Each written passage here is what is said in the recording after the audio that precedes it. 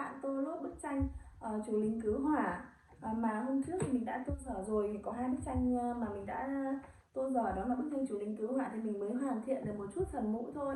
Và còn một bức tranh nữa là bức tranh chú cảnh sát các bạn ạ, thì mình cũng có hoàn thiện được ở phần mũ và phần tay một chút rồi. Và ngày hôm nay thì chúng mình sẽ cùng nhau đi hoàn thiện nốt hai bức tranh này các bạn nhé. Và để hoàn thiện bức tranh thì mình cũng đã chuẩn bị một bộ bút sáp màu 24 màu Doraemon, bao gồm tất cả các màu thông dụng cùng với một số màu các loại họ mà tác giả đã mix cho chúng mình rồi. Chúng mình có thể tìm mua những cái bộ màu Doraemon như thế này ở hiệu sách các bạn nhé. Hoặc nếu mà các bạn không thích bộ Doraemon thì cũng có rất là nhiều những sự lựa chọn cho chúng mình lựa chọn, miễn sao mà bộ màu sẽ đáp ứng đầy đủ các màu để giúp cho sự sáng tạo của chúng mình, đúng không? Bây giờ thì mình sẽ không để các bạn phải đợi nữa, thì chúng mình sẽ bắt tay đi vào để tô hoàn thiện nốt hai bức tranh mà mình yêu quý các bạn nhé. Bức tranh đầu tiên chúng mình sẽ hoàn thành là bức tranh chú cảnh sát đang tuýt còi một xe ô tô đi đằng sau. Thì mình nghĩ rằng là mình sẽ tô bức tranh chú cảnh sát trước, và bức tranh này thì cũng có mẫu vẽ bên này rồi nhé các bạn nhé. Các bạn có thể vẽ theo mẫu này cũng được. Bây giờ thì mình sẽ đi hoàn thiện.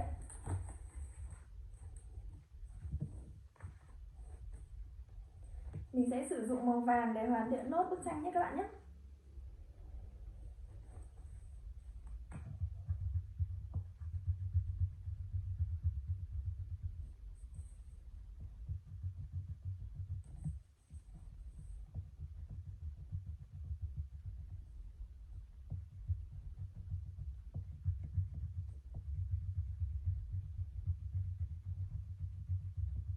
Chú cảnh sát giao thông thì ở chỗ mình thì sẽ có trang phục màu vàng,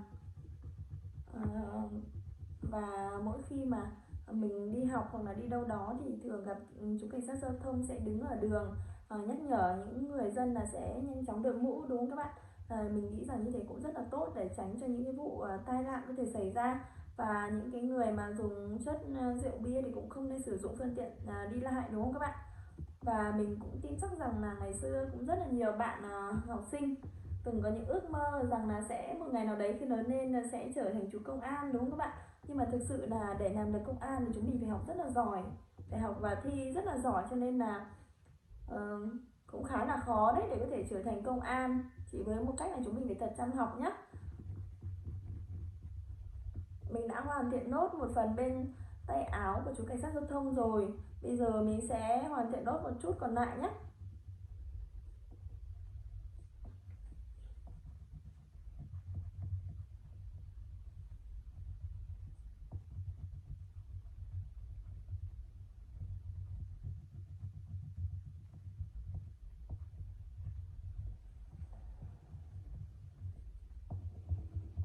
Mình đã hoàn thiện nốt phần tay áo còn lại, thì mình sẽ hoàn thiện phần hai ngực áo cũng hai túi của ngực áo cũng màu vàng các bạn nhé.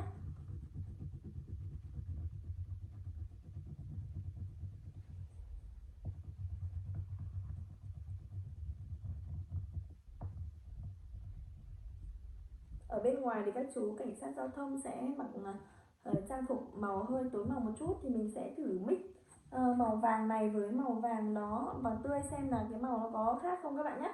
Thì mình sẽ lựa chọn màu cam đi, mình sẽ lựa chọn màu cam để mix vào đó, thì mới được cái màu vàng chanh nhé các bạn nhé, thì sẽ được cái màu tối hơn một chút.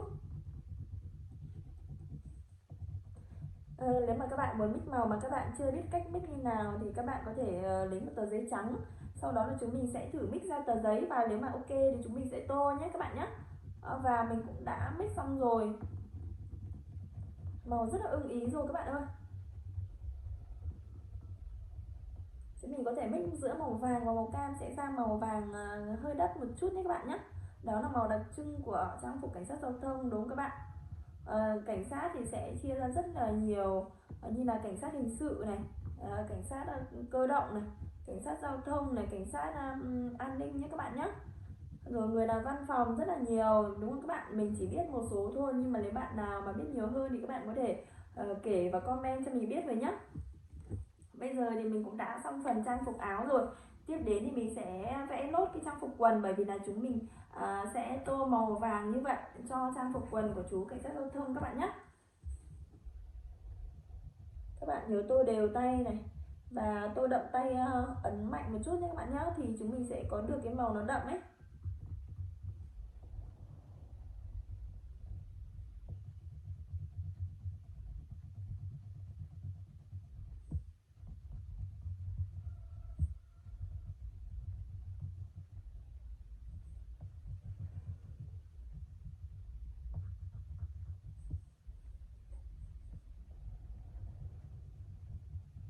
Mình thì rất là kính trọng những cái chú cảnh sát làm nghề giao thông, bởi vì là nhờ có các chú mà tình trạng như là đâm xe nhau này, tai nạn xảy ra thì cũng ít hơn rất nhiều, đúng không các bạn? Chỉ có những cái bạn nào mà thường là hay quên mũ khi tham gia phương tiện giao thông, hoặc là thường là say xỉn khi tham gia phương tiện giao thông, thì mình nghĩ rằng sẽ không thích chú cảnh sát giao thông đâu, bởi vì sợ bị phạt, đúng không các bạn? Nhưng mà nếu không bị phạt thì lần sau các bạn có nghĩ rằng là những cái trường hợp như vậy sẽ xảy ra tiếp không, đúng không?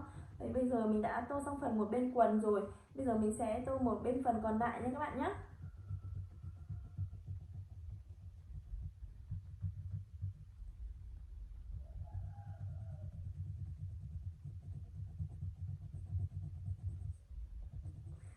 Ok, và bây giờ mình sẽ mix một chút màu cam vào cho nó đậm màu hơn nhé.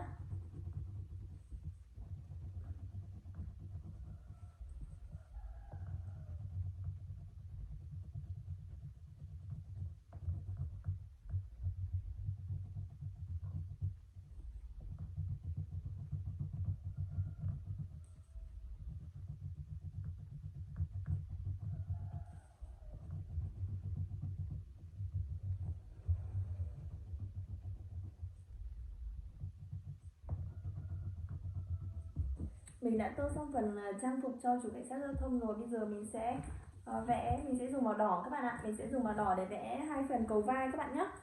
Mình nghĩ rằng mình cũng không biết rằng phần cầu vai này thì chủ cảnh sát giao thông này sẽ giữ chức vụ gì.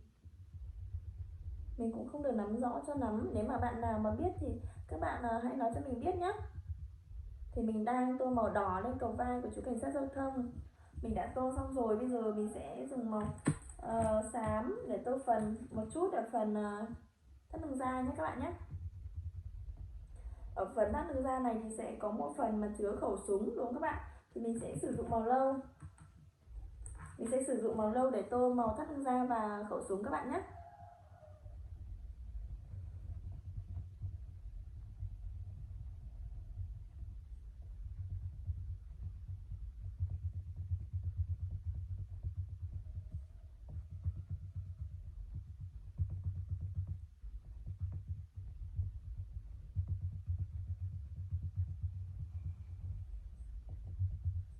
Mình đã tô xong rồi các bạn ơi. Bây giờ mình sẽ tiếp tục tô phần giày.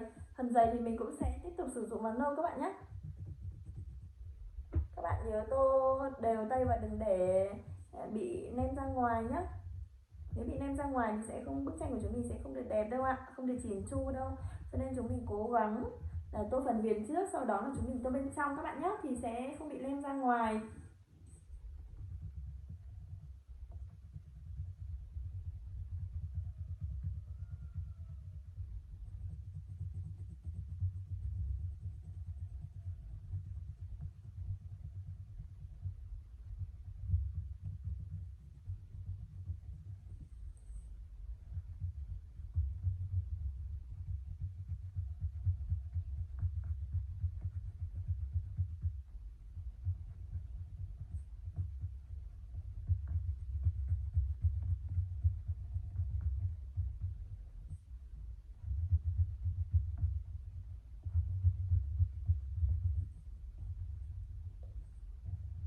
Vậy là mình đã tô xong phần giày rồi, rất là nhanh đúng không các bạn? Bây giờ thì còn một chút ở phần mũ này nữa, thì mình sẽ lựa chọn màu vàng cam các bạn nhé. Mình sẽ lựa chọn màu vàng cam để tô viền mũ. Sau đó chúng mình sẽ mix một chút màu đỏ.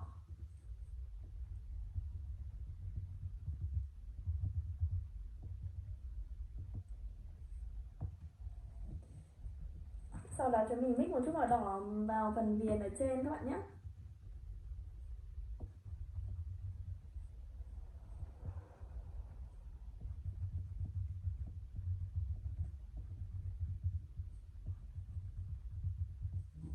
Đó, còn phần tóc và phần chóp mũ thì chúng mình sẽ sử dụng màu đen. Thì mình sẽ sử dụng màu đen này các bạn nhé.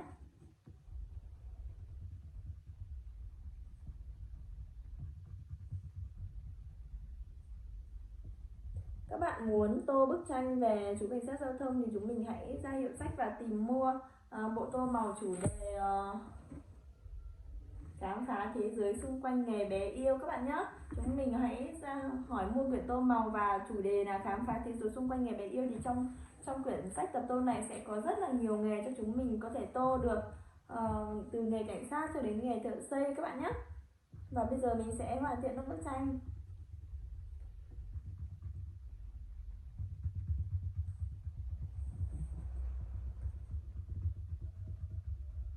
Bây giờ thì mình đã tô xong phần mũ rồi các bạn ơi. Bây giờ mình sẽ tiếp tục đi tô phần chiếc xe mà chú cảnh sát giao thông.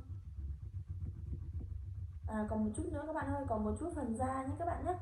Còn một chút phần màu da thì mình sẽ lựa chọn màu da màu hồng đi các bạn nhé, màu hồng nhạt để mình sẽ tô phần da này. Phần da thì chúng mình có thể, một là chúng mình để trắng, hai là chúng mình sẽ tô phần màu này, sẽ rất phù hợp với làn da của chúng mình. Làn da màu trắng nhưng mà hơi trắng hồng như các bạn nhé. Chúng mình nhớ tô luôn phần cổ. Còn cái phần còi thì chúng mình nhớ chọn màu xám. Và tô vào luôn nhé các bạn nhé. Ok, vậy là đã tô xong chiếc còi rồi. Mình sẽ tiến hành tô lót phần da.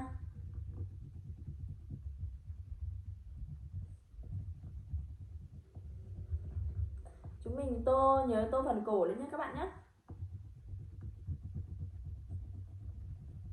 Và mình cũng đã tô xong rồi các bạn ơi. Bây giờ tiếp tục mình sẽ hướng dẫn cho các bạn tô phần mà đây mình sẽ sử dụng màu xám tiếp theo. Mình sẽ vẫn sử dụng màu xám bạn nhé, để vẽ mình nghĩ rằng cái cầm ở tay này là giống như một cái điều khiển ấy các bạn, giống như một cái điều khiển để tuyết còi điều khiển xe phương tiện đi lại các bạn nhé. Thì mình sẽ sử dụng màu xám. Mình nhìn thấy rất giống một cái điều khiển, mình nghĩ rằng là điều khiển sẽ để điều khiển phương tiện đi lại đúng không các bạn, và kiểm tra số xe rồi này kia các thứ đúng không. Thì mình sẽ sử dụng màu xám các bạn nhé. Mình cũng đã tô xong rồi các bạn ơi, mình đã tô xong rồi. Còn một chút phần tay ở chỗ cầm cái điều khiển này thì mình sẽ tô nốt nhé. Đấy, đôi khi chúng mình tô xong chúng mình kiểm tra xem là còn phần nào thì chúng mình tô luôn nhé. Ok rồi, vậy là ok. Vậy là đã xong rồi, bây giờ chỉ còn chiếc ô tô nữa thôi là chúng mình đã xong rồi đấy. Bây giờ mình sẽ tô chiếc ô tô. Thì đầu tiên mình sẽ sử dụng màu xanh đậm các bạn nhé. Mình sẽ sử dụng màu xanh đậm để vẽ thanh ngang cho ô tô.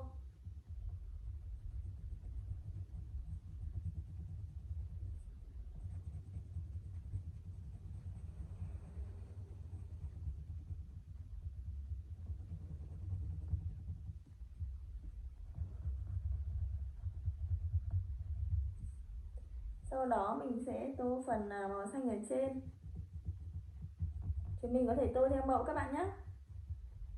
Ở trong quyển tập tô thì hình vẽ nào cũng sẽ có mẫu, chúng mình có thể tô theo mẫu hoặc chúng mình có thể tự tô được, không sao. Miễn làm sao bức tranh của chúng mình thật là đẹp là được. Ok rồi, bây giờ mình sẽ sử dụng màu cam. Các bạn nhé. Trong bức hình này thì màu cam sử dụng khá là nhiều.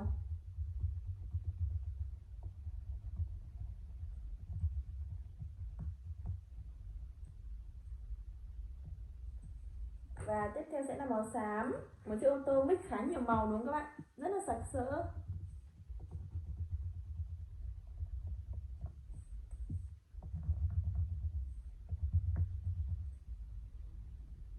Màu xám thì chúng mình ấn mạnh tay một chút, bởi vì màu nó rất là nhạt đấy.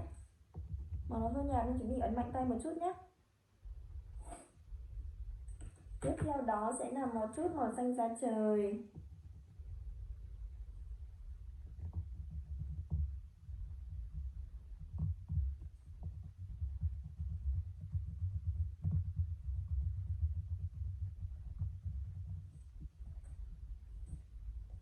và một chút màu đỏ, một chút màu đỏ nữa thì chúng mình mới hoàn thiện bức tranh được.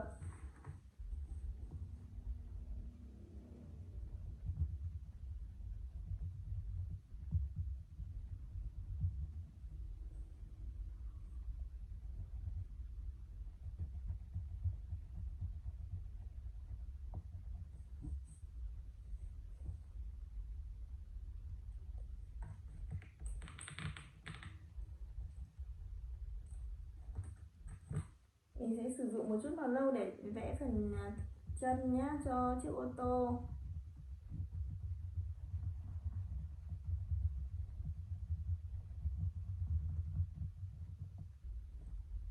Và màu xanh da trời để vẽ chiếc kính xe và màu xe các bạn nhé. Các bạn nhớ ấn mạnh màu một tí thì màu nó đậm ấy, chúng mình sẽ không phải sửa lại nhiều, mà nhìn màu cũng đẹp hơn rất là nhiều đúng không các bạn?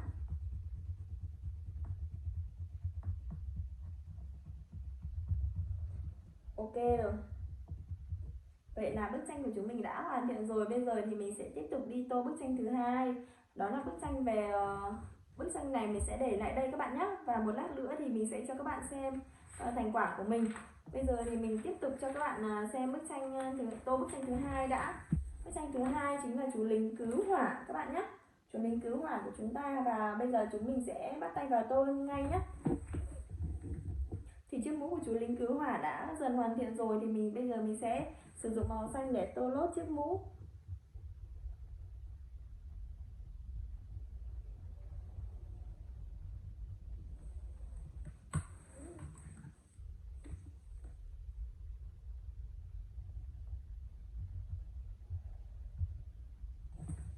Bây giờ sẽ sử dụng nốt màu vàng cam các bạn nhé. Màu vàng cam này để tô lốt phần thân mũ.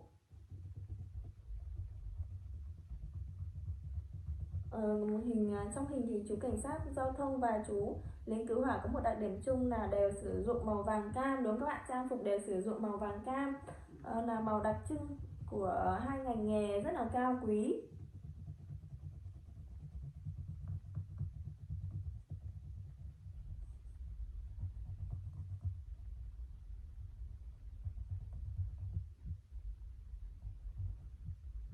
Mình đã vẽ xong phần mũ rồi, và tiện có màu ở đây thì mình sẽ vẽ một chút ở cái phần găng tay và trang trí cho đồng phục của chú lính cứu hỏa các bạn nhé. Chú lính cứu hỏa của chúng mình thì rất là dũng cảm rồi đúng không các bạn? Này, mình có xem qua những tivi này, những bộ phim này, thì mình thấy rằng các chú lính cứu hỏa rất là dũng cảm. Ở bất cứ một nơi nào hay là một tòa nhà là cao tầng nào thì các chú lính cứu hỏa vẫn bám sát và thay nhau vào dập nước, đúng không các bạn? Mình thì sinh sống ở quê cho nên là sẽ không có những cái đội lính cứu hỏa như vậy, nhưng mà ở quê thì chúng mình có những đặc điểm là sẽ khi nào mà có gì thì sẽ cả làng sẽ vào để cùng nhau đoàn kết, để cùng nhau giúp đỡ nhau, đúng không các bạn?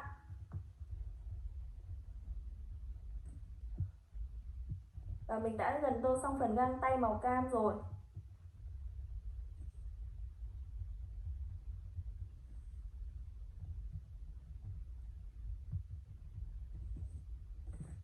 Mình sẽ tô một chút phần viền các bạn nhé, phần viền quần áo.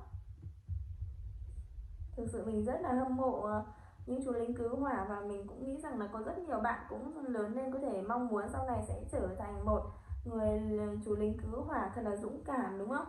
Nhưng mà mình nghĩ rằng nghề này cũng khá là nguy hiểm ấy, cho nên là chắc chỉ có những bạn nam thì mình có thể là làm được nghề này thôi, bởi vì là các bạn nữ thì hơi nguy hiểm một chút. Mình sẽ tô ở phần cổ một chút màu nâu các bạn nhé. Chú lính cứu hỏa thì sẽ mặc những cái áo mà kín mít ấy các bạn nhé, sẽ không hở ra đâu, bởi vì phải đi cứu dập lửa các bạn, sẽ không hở ra như nhiều ngành nghề khác.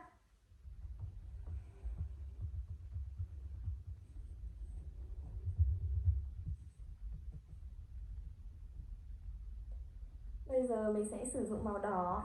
Màu đỏ là màu đặc trưng của nghề lính cứu hỏa các bạn nhé. Thì mình sẽ sử dụng màu đỏ này để tô bộ trang phục cho chú lính cứu hỏa.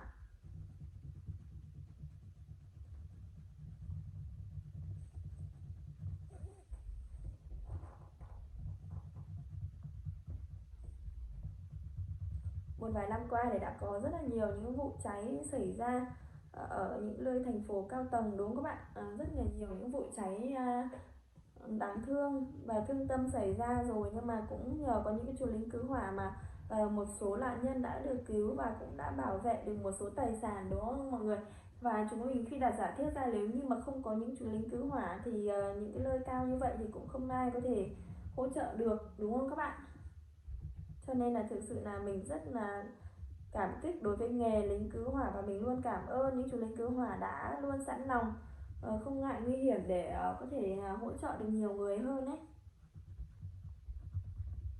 Bây giờ thì mình đang tô sắp xong phần áo rồi. Mình tô phần áo thì cũng chưa được đậm màu cho lắm, một lát nữa thì mình sẽ tô lại các bạn nhé.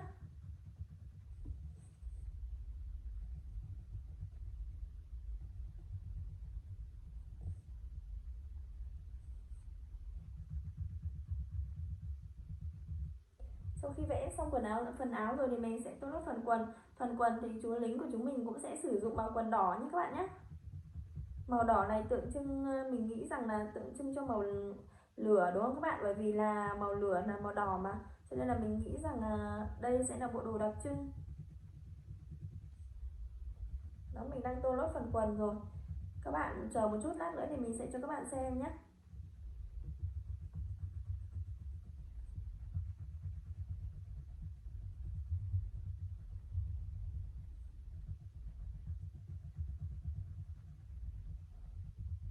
Chúng mình muốn tô đậm màu này, chúng mình ấn tay mạnh một chút nhé các bạn nhé, hơi mỏi tay một chút, nhưng mà cái màu của chúng mình nó sẽ đẹp hơn ấy. Cái màu chúng mình nó đậm hơn, nó đẹp hơn các bạn nhé.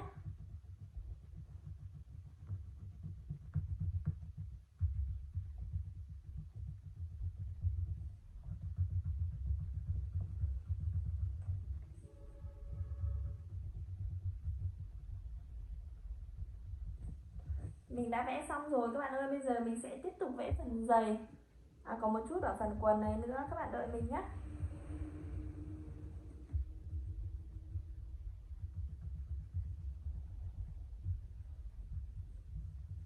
Bây giờ mình sẽ dùng màu đen để vẽ phần giày các bạn nhé.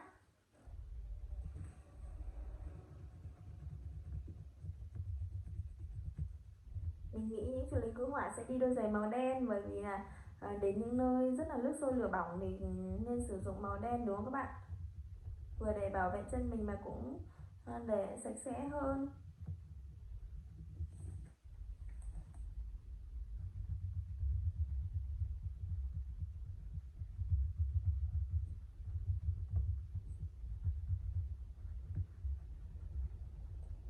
Ok, vậy là mình đã xong phần giày rồi các bạn nhé. Bây giờ mình sẽ tiếp tục tô phần khuôn mặt. Khuôn mặt thì chúng mình sẽ sử dụng màu da. Người Việt Nam chúng mình thì sẽ thường có khuôn mặt màu da hơi bánh mật một chút, đúng không các bạn? Hơi vàng vàng một chút, chứ không phải trắng hẳn nhé các bạn nhé. Và mình sẽ sử dụng màu này để vẽ màu khuôn mặt, và mình cũng đã sử dụng rất nhiều ở những video trước rồi. Các bạn có thể tìm và sử dụng nhé.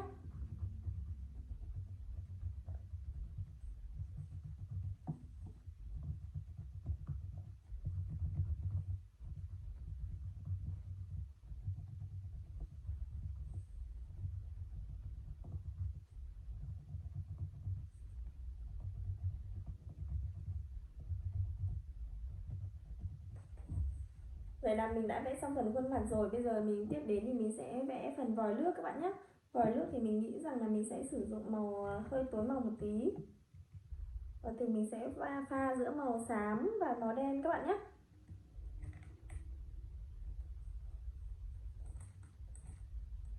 Hoặc là chúng mình có thể sử dụng màu xám thì hơi nhạt một chút. Chúng mình tô màu xám trước, xong là chúng mình sẽ tô màu đen các bạn nhé. Thì để pha xem là cái màu nó có màu xám này thì hơi nhạt này.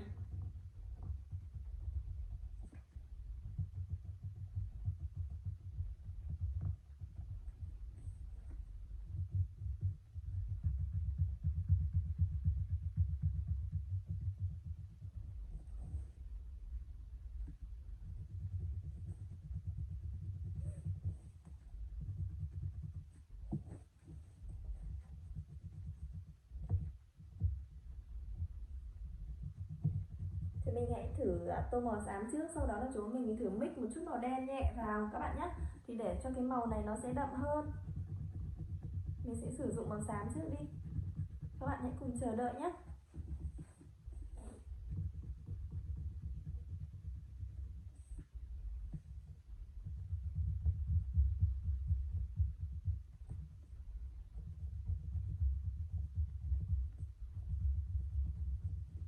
Đó các bạn ơi, vậy là trong video clip này thì chúng mình đã hoàn thành gần xong 2 bức tranh rồi, rất là nhanh đúng không các bạn? Hôm nay chúng mình tô rất là nhanh và rất là khéo, giỏi đúng không? Bạn nào mà đã tô được 2 bức tranh thì cùng em comment vào đây cho mình biết nhé. Bây giờ mình đã tô màu xám rồi, mình sẽ sử dụng một chút màu đen để mình mix vào. Mình sẽ tô nhẹ thôi các bạn nhé. Phần đầu này thì mình sẽ tô đen một chút này. Đó. Phần này đằng sau thì mình sẽ tô nhẹ thôi. Mình sẽ mix một chút thôi, để cho cái màu nó hơi tối một chút đấy các bạn.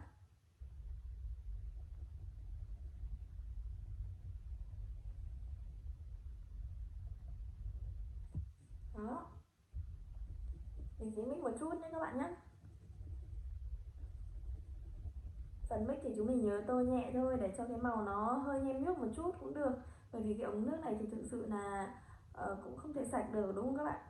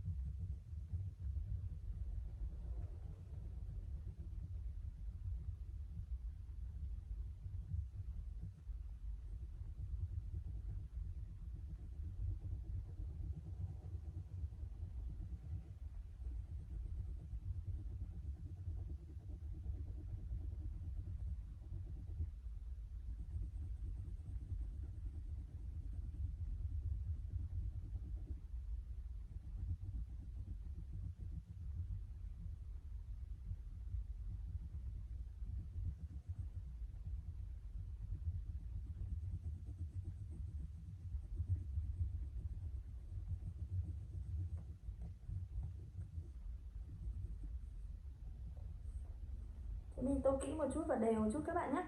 Chúng mình có thể tô nhẹ nhưng mà chúng mình nhớ là phải đều tay một chút các bạn ạ, thì nó đỡ bị xấu nhé. Bức hình của chúng mình sẽ đẹp hơn.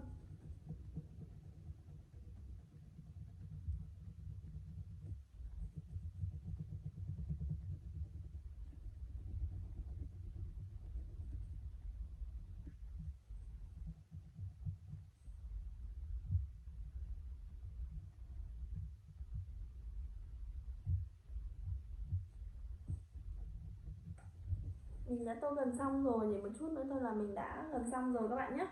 Các bạn chờ một chút nữa, mình sẽ chỉnh sửa lại một chút cho bức tranh của chúng mình hoàn hảo hơn. Thì mình sẽ, đây mình sẽ cho nó đều màu một chút, mà nó chưa được đều ấy.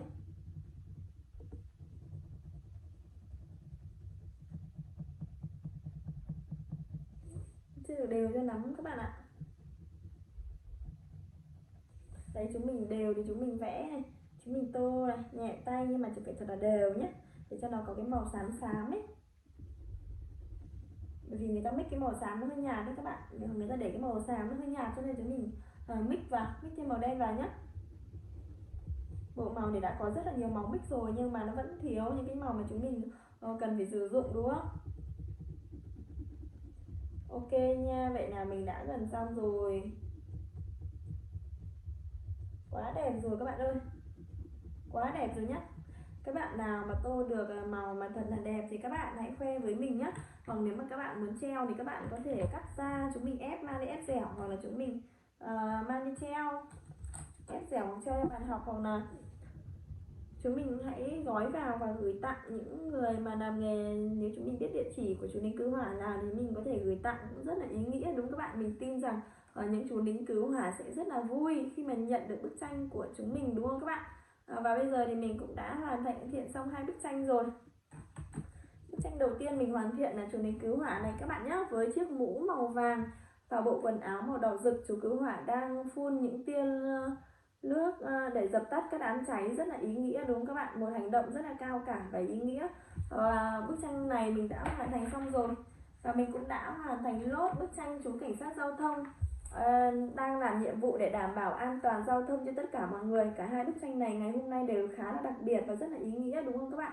Nếu các bạn nào mà yêu thích hai bức tranh này và muốn sở hữu hai bức tranh này thì các bạn có thể inbox cho mình nhé, mình sẽ gửi tặng cho các bạn. Và thời lượng video của mình đến đây thì cũng đã kết thúc rồi. Thì mình hy vọng rằng những video sau thì chúng mình có thể đồng hành cùng nhau tô màu những hình ảnh thật là đẹp của những chú cảnh sát giao thông này, những cô giáo này và nhiều ngành nghề đáng quý khác các bạn nhé. Và bây giờ xin chào và hẹn gặp lại các bạn ở những video lần sau. Xin chào.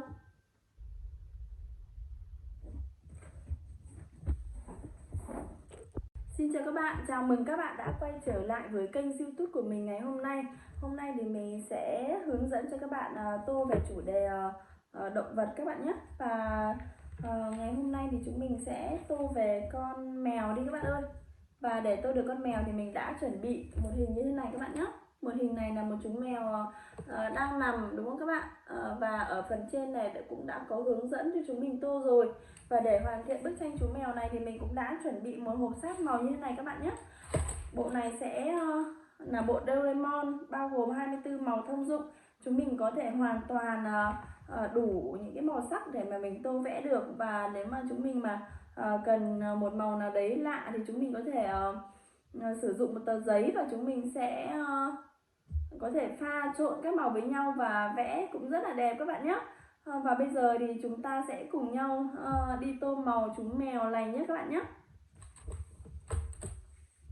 Đầu tiên thì mình nghĩ rằng là mình sẽ tô phần tai, thì mình sẽ lựa chọn màu hồng như thế này để tô phần bên tai cho chú mèo đáng yêu của chúng mình các bạn nhé. Một chút phần hồng ở giữa, nhưng mà chúng mình sẽ để lại đây. Chúng mình sẽ chỉ tô ở phần bên trong tai thôi, còn ở phần viền tai thì chúng mình sẽ tô màu vàng các bạn nhé, để cho phù hợp với màu lông của chú mèo của chúng ta ngày hôm nay.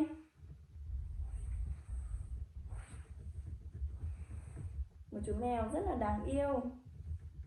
Mình tin chắc rằng là có rất là nhiều nhà các bạn phải xử và phải nuôi chú mèo này để làm gì các bạn biết không ạ? Để chúng mình có thể đuổi những cái lũ chuột mà phá hoặc là cắn quần áo hoặc là phá đồ đạc đúng không các bạn? Và mèo thì chỉ cần nghe thấy tiếng mèo thôi là các bạn chuột đã chạy mất dép rồi đúng không các bạn ơi? Bây giờ thì mình sẽ tô phần miệng đi các bạn nhé. Về phần miệng thì mình sẽ sử dụng màu vàng này để tô phần miệng ở bên phía dưới. Chú mèo của chúng mình ngày hôm nay thì tô khá là đơn giản thôi, chỉ có 2-3 tông màu thôi các bạn nhé.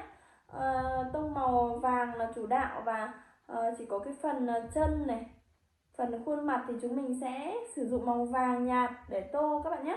Và bây giờ thì mình sẽ sử dụng màu vàng nhạt trước. Mình sẽ sử dụng màu vàng này đi để tô phần mũi và chân, một phần chân của chú mèo của chúng ta các bạn nhé.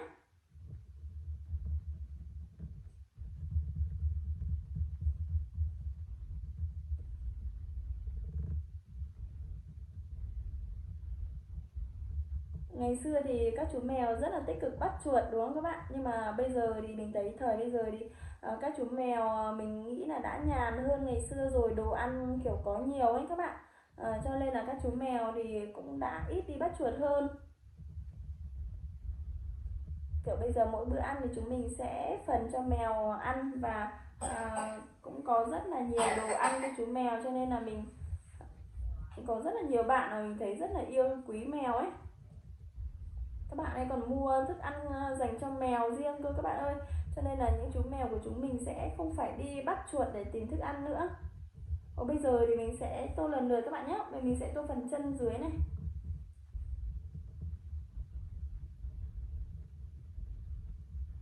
Đó, mình đã tô được một phần rồi. Chú mèo thì tô cũng khá là nhanh các bạn nhé. Mình sẽ tô ở phần bụng một chút màu vàng các bạn nhé. Chúng mình sẽ sử dụng 2-3 màu chủ đạo thôi. Hoặc chúng mình nếu mà không thích một chú mèo vàng thì chúng mình có thể sử dụng màu đen, màu xám xen kẽ nhau để chúng mình tô một chú mèo mướp, đúng không các bạn? Hoặc chúng mình tô nguyên màu đen thôi thì cũng sẽ có một con mèo đen. Thì thường thì mình thấy sẽ có rất là nhiều màu có thể phối với nhau để chúng ta vẽ được một chú mèo.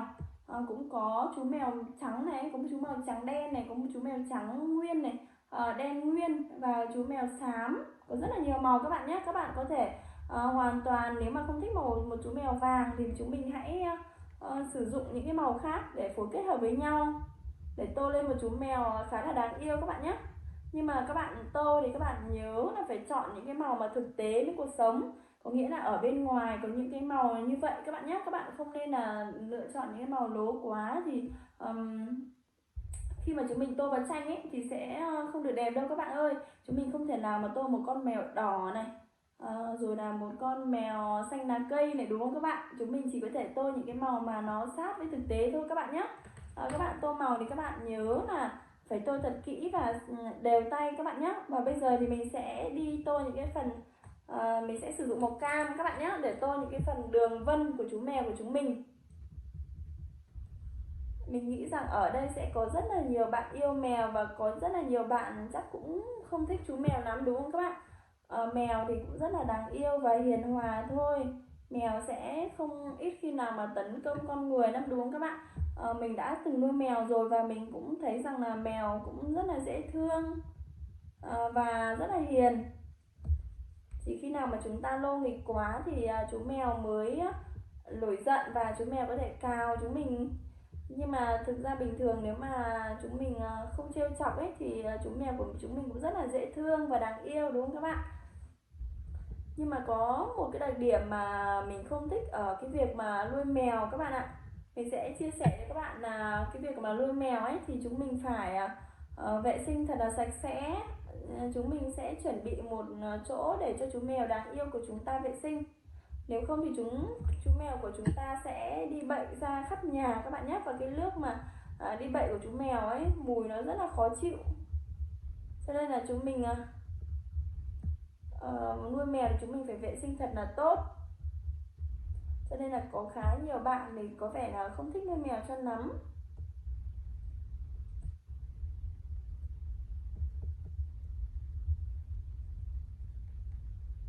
Đây mình đã vẽ các đường vân này rồi các bạn nhé. Ở đây chúng mình sẽ có một con mèo vàng và có các đường vân màu cam, đúng không các bạn? Mèo thì thường hay có những cái đường vân như này.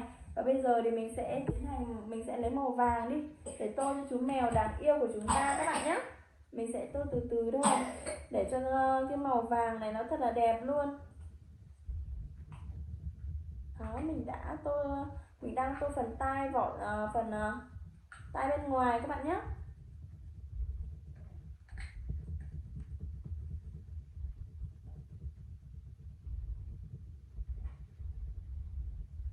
Sau khi đã tô phần tai bên ngoài rồi mình sẽ tiến hành đi tô ở bên phần trong các bạn nhé. Thì chúng mình sẽ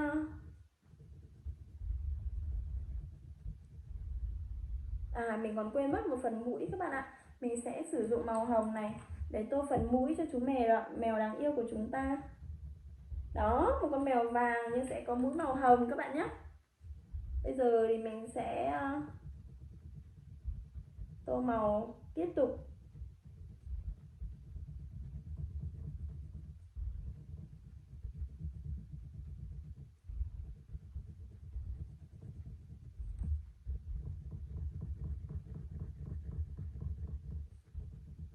Đó, một chú mèo vàng rất là đáng yêu.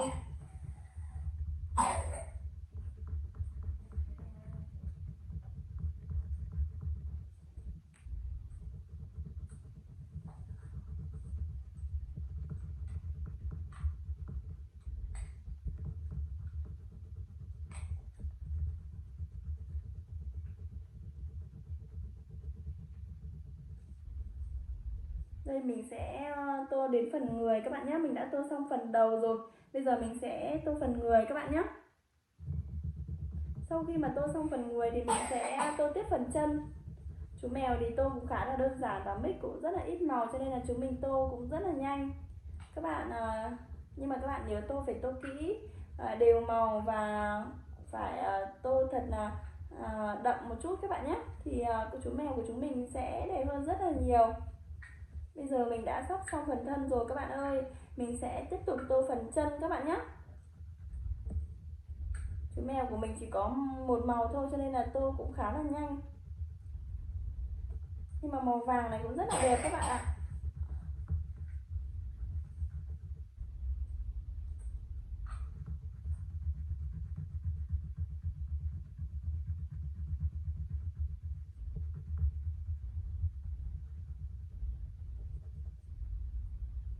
Bây giờ mình đã xong phần thân trên rồi, mình sẽ tiếp tục tô phần đuôi.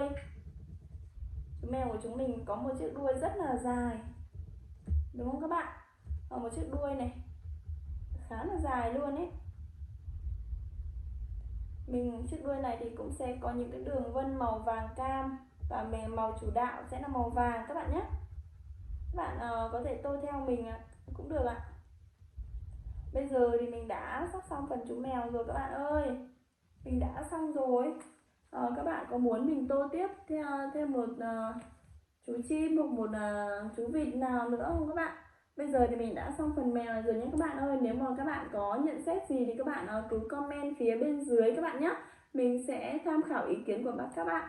Bây giờ thì mình sẽ tiếp tục đi tô chú chim đi các bạn nhé. Đây là chú chim vẹt các bạn ơi, đây là chú chim vẹt. Bây giờ mình sẽ cho các bạn xem chú chim vẹt sẽ như thế nào các bạn nhé. Chú chim vẹt sẽ có một chiếc mồm này, có một chiếc mồm này khá là to các bạn nhé.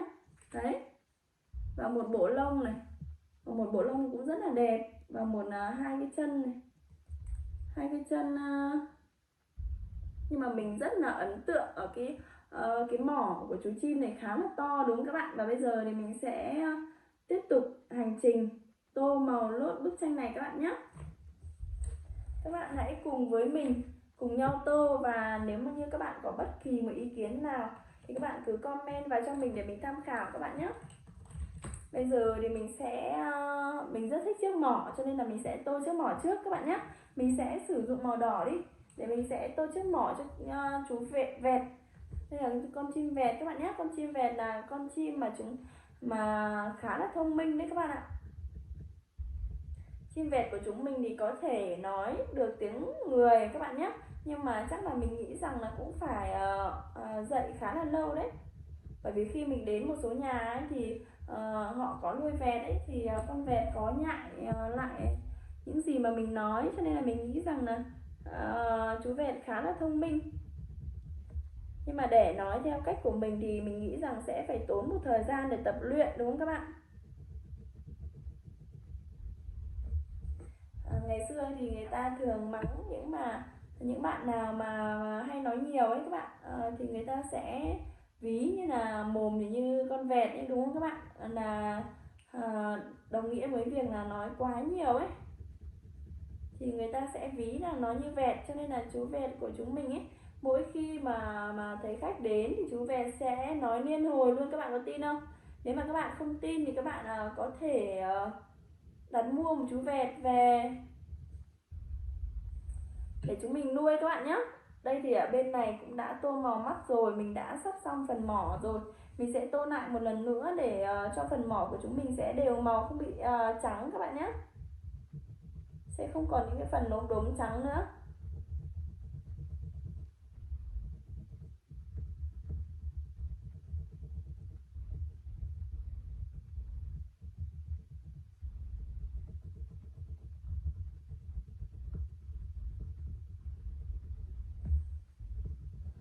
Tô màu sáp thì hơi khó, cho nên là chúng mình hãy tô đi tô lại để cho cái màu này nó đậm hơn các bạn nhé. Đây mình đã xong phần mỏ rồi. Một chiếc mỏ khá là to thì mình có thể nói nhiều được như thế, đúng không các bạn? Bây giờ thì mình sẽ đi tô phần lông ở đầu. Thì mình sẽ sử dụng màu vàng chanh các bạn nhé. Màu vàng nhưng mà hơi màu như này một tí. Đây, cái màu vàng tươi nó sẽ như này, màu vàng tươi nó sẽ như này, và màu vàng chanh nó sẽ như thế này các bạn nhé. Đây này. Đấy, hai màu nó rất là khác nhau. Và bây giờ thì mình sẽ sử dụng màu vàng chanh này để tô chiếc đầu cho con chú vẹt các bạn nhé. Mình nên nhớ là mình tô cẩn thận một chút.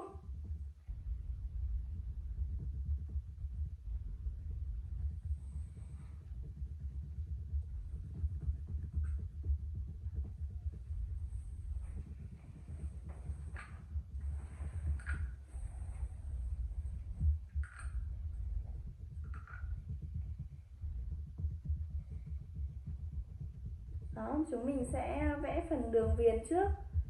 Mình sẽ vẽ phần đường viền đây, chúng mình một lúc mình sẽ rơi cho các bạn xem rằng cái đường viền của mình có như nào các bạn nhé. Vẽ bất kỳ cái gì thì mình cũng sẽ vẽ đường viền, bởi vì mình rất là sợ cái màu nó bị lem ra bên ngoài các bạn. Đây, ở phần đầu thì mình sẽ vẽ đường viền xung quanh như này các bạn nhé. Và bây giờ mình sẽ tiến hành đi tô. Các bạn hãy đồng hành cùng mình và tô lên những bức tranh thật là xinh đẹp các bạn nhé. Sau khi tô xong thì các bạn có thể chọn lựa những cái bức mà các bạn ưng ý nhất, mang đi tặng người thân của mình các bạn nhé. Mình tin rằng người thân của các bạn sẽ cảm thấy rất là vui. Vài hôm nữa thì mình sẽ cắt ra và mình sẽ mang đi tặng người thân của mình các bạn nhé. Và cái bộ môn tô màu này sẽ giúp chúng mình rèn luyện tính kiên trì và khéo léo các bạn nhé. Cho nên là nếu mà các bạn mà đang chơi những cái môn mà nó không lành mạnh thì chúng mình hãy chuyển qua vẽ tranh, mình cảm thấy rất là thích. Và sau khi tạo lên những cái bức tranh mà xinh đẹp rồi thì các bạn sẽ cảm thấy rằng là những cái thành quả mà mình làm được ấy, nó khiến mình rất là vui. Và bây giờ thì mình cũng đã tô xong phần đầu rồi các bạn ơi. Mình sẽ tiếp tục tô phần cánh các bạn nhé. Phần cánh thì cũng sẽ có hai màu. Một màu xanh, mình sẽ dùng màu xanh nhạt này để vẽ phần trên của chiếc cánh. Thì chúng mình sẽ vẽ màu xanh nhạt các bạn nhé.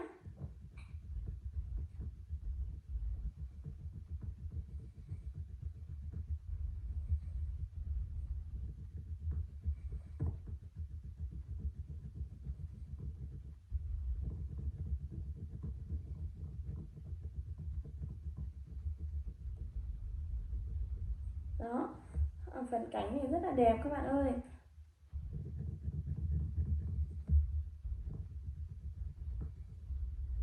Chúng mình sử dụng màu xanh nõn chuối để vẽ phần cánh trên.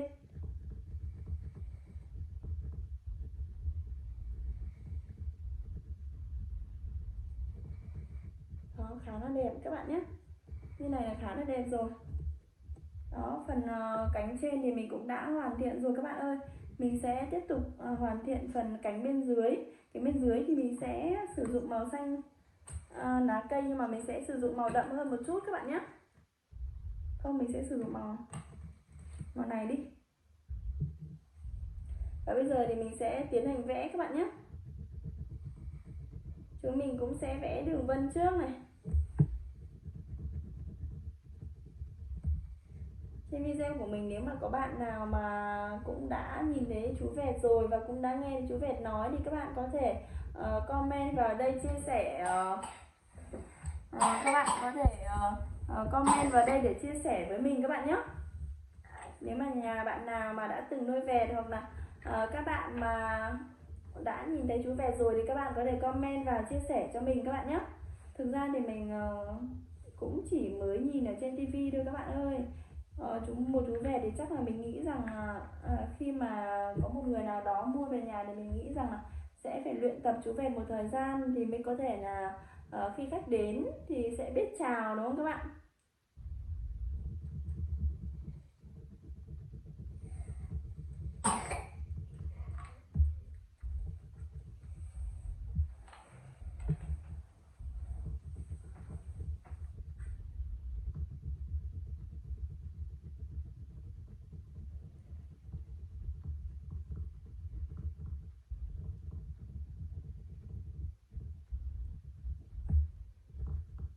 Đấy, mình đã sắp hoàn thiện xong phần cánh rồi nha các bạn nhé.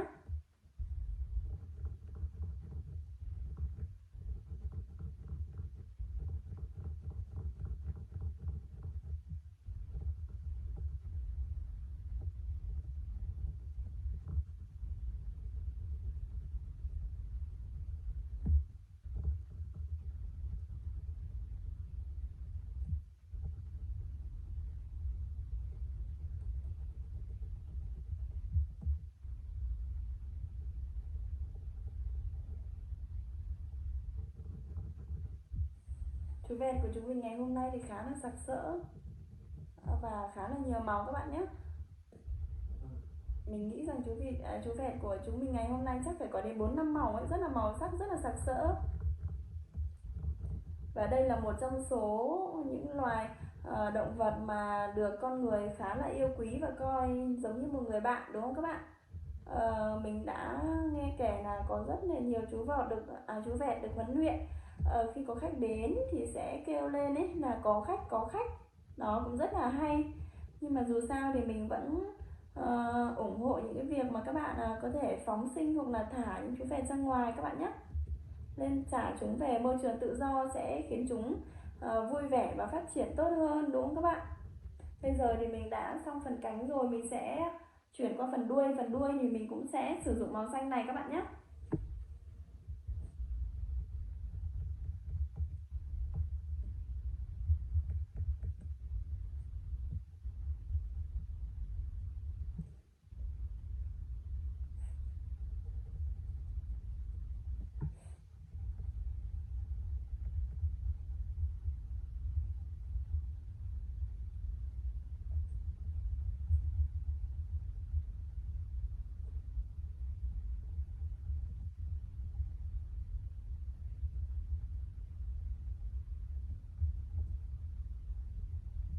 Đó, mình đã xong phần đuôi rồi các bạn ơi, sắp xong rồi, chỉ còn một chút nữa thôi là chúng mình sẽ xong phần đuôi các bạn nhé.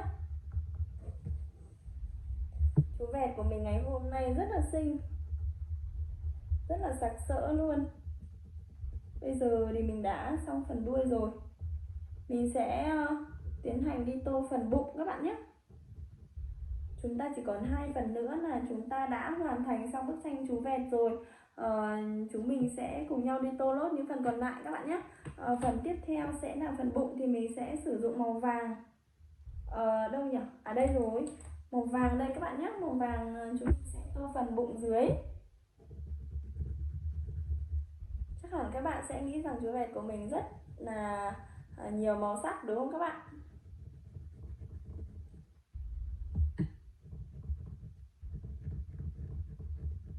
Rồi mình sẽ vẽ đường viền. Mình rất thích việc vẽ đường viền các bạn ạ. Sau khi chúng mình đã vẽ đường viền rồi thì mình nhận thấy rằng là tô cũng sẽ dễ hơn khá nhiều ấy các bạn. Bây giờ mình sẽ tô phần bên trong các bạn nhé. Cảm thấy hơi nóng một chút, mình sẽ tô phần bên trong.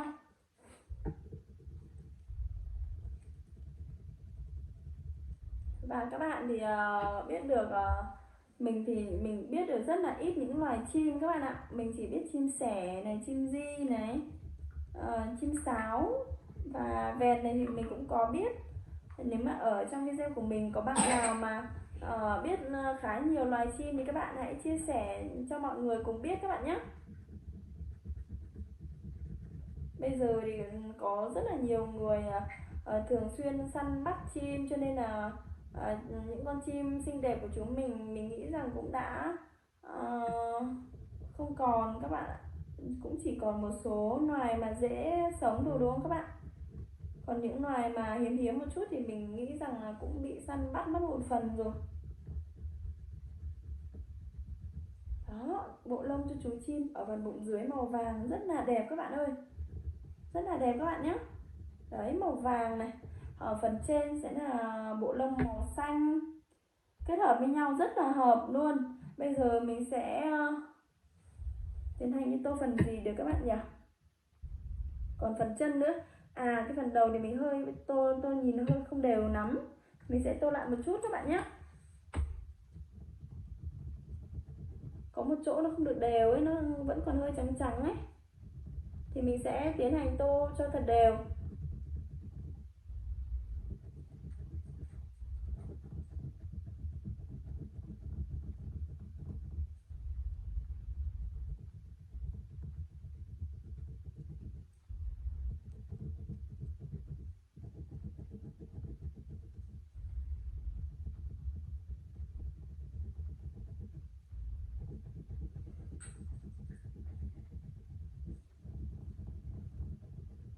Đó, đã đều rồi các bạn ơi.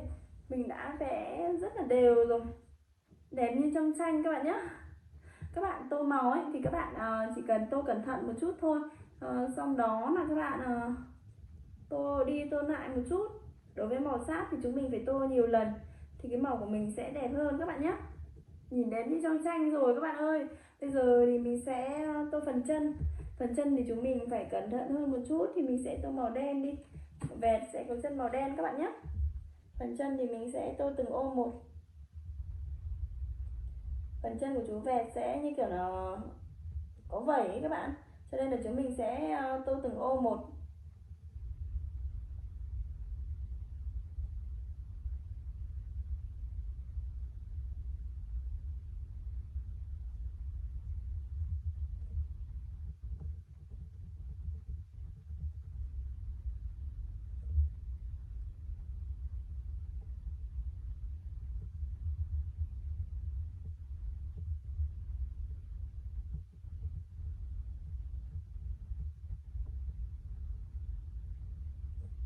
Đó, mình đang tô phần chân nhưng mà phần chân màu đen thì không được đẹp cho lắm.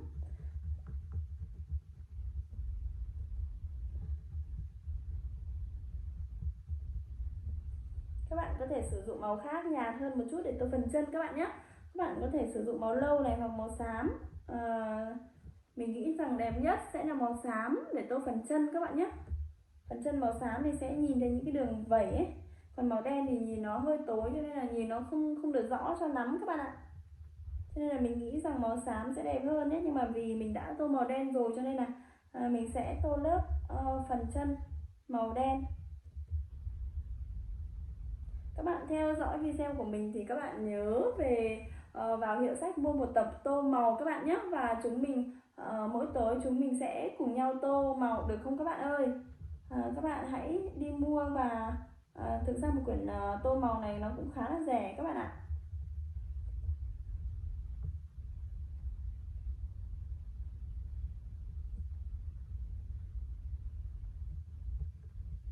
Đó, mình sắp xong rồi, mình chỉ chỉnh sửa cái phần chân một chút thôi các bạn nhé. Phần chân thì hơi không được đẹp cho lắm ấy. Mình sẽ chỉnh sửa thật là đẹp. Sau đó là mình sẽ cho các bạn xem thành quả của mình ngày hôm nay nhé.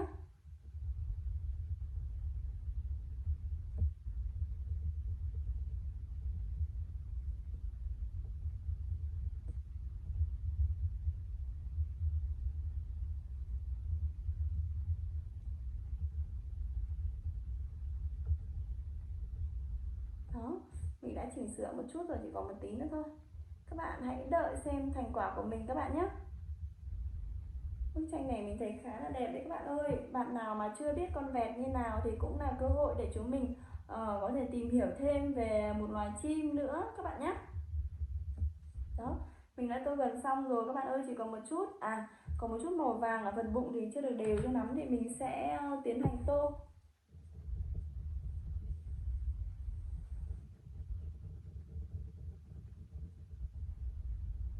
Đó, mình đã hoàn thành xong chú vẹt rồi. Để mình sẽ kiểm tra chú mèo của chúng mình ở chỗ này vẫn chưa được đều cho lắm, thì mình sẽ tô lại một chút các bạn nhé. Đó, mình khi chúng mình làm bất cứ một việc gì thì chúng mình nên giữ cái đức tính cẩn thận một chút. Chúng mình mặc dù đã tô rất là đẹp rồi nhưng mà chúng mình sau khi mà đã sắp đến giờ hoàn thành thì mình sẽ bỏ sản phẩm của mình ra và xem lại một lần nữa xem là chúng mình có thiếu sót ở đâu không, rồi chúng mình mới, đây là cái màu này là nó chưa được đều lắm này. Đó, chỉ có một chi tiết khá nhỏ thôi, chúng mình cũng sẽ phải hoàn thiện đúng không các bạn. Để làm được công việc tốt hơn thì chúng mình lên chỉnh chu một chút các bạn nhé. Nếu như mình chủ quan thì sẽ dẫn đến những cái việc mà bản thân chúng mình sẽ không ngờ đến. Đây, bây giờ mình cũng đã sắp hoàn thiện xong chú mèo vàng óng rồi. Chú mèo này rất là đáng yêu. Chú mèo này mà đến nhà ai thì mình nghĩ rằng sẽ mang tài lộc đến cho người đấy đúng không các bạn. Nhưng mà chú mèo vàng thì mình cũng ít gặp thôi. Mình chỉ hay gặp chú mèo, mình chỉ hay mà gặp chú mèo đen ấy các bạn, cho nên là mèo này thì mình cũng chưa được gặp cho nhiều lắm. Nhã con ơi, nhã con ơi, nhã,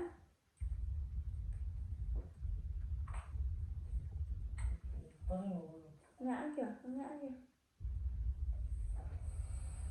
Đó, mình đã gần xong rồi các bạn ơi, chỉ còn một chút nữa thôi là mình sẽ cho các bạn xem thành quả ngày hôm nay của mình các bạn nhé. Sắp hoàn thiện rồi, chỉ còn một chút nữa thôi. Hãy cùng chờ đón xem thành quả mà mình đã làm ngày hôm nay có được đẹp không các bạn nhé. Nếu như mà các bạn muốn góp ý gì thì các bạn cứ comment cho mình hoặc gửi tin nhắn cho mình các bạn nhé. Đây, và mình cũng đã hoàn thiện xong phần chú mèo rồi.